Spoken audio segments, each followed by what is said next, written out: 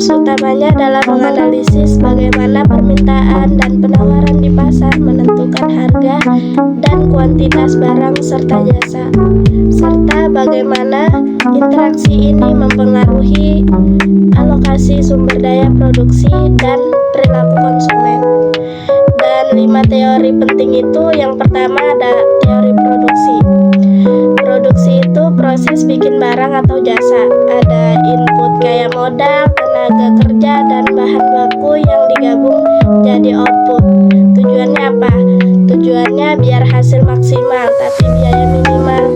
Misal warung kopi yang atur bahan sama waktunya masak dengan rapi, bisa jual lebih banyak tanpa tambah pengeluaran.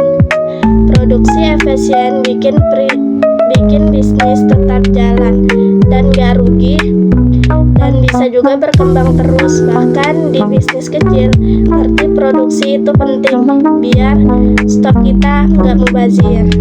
Yang kedua, teori permintaan. Permintaan itu seberapa banyak orang mau beli barang atau jasa, tapi bukan cuma mau, harus bisa bayar juga. Faktor yang mempengaruhi harga, selera, pendapatan, sama barang pengganti. Contohnya harga donat turun, pasti pembeli nambah. Tapi kalau harga burger naik, sebagian orang bisa pindah beli donat. Permintaan itu gabungan keinginan sama kemampuan beli.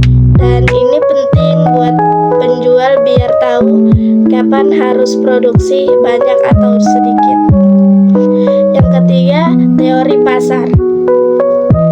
Pasar itu tempat ketemunya pembeli sama penjual.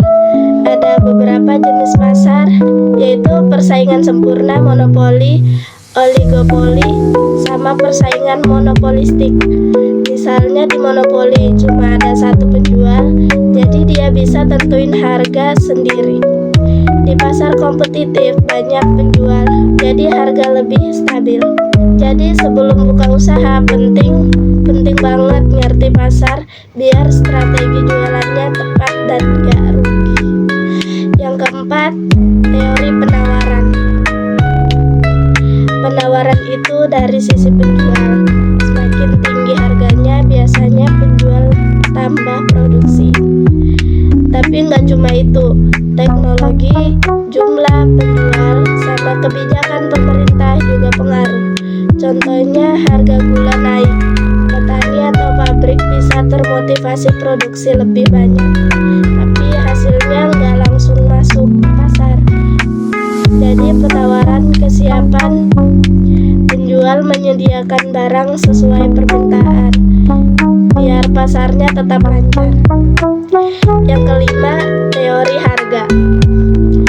Harga itu ketemunya permintaan sama penawaran.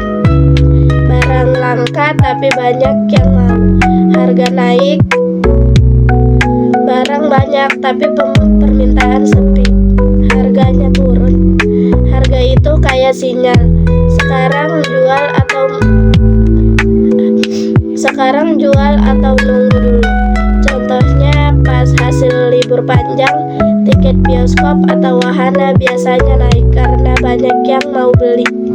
Jadi harga bantu penjual sama pembeli buat ambil keputusan yang tepat. Nah gitu guys, 5 teori ekonomi mikro versi santai dan gampang dimengerti.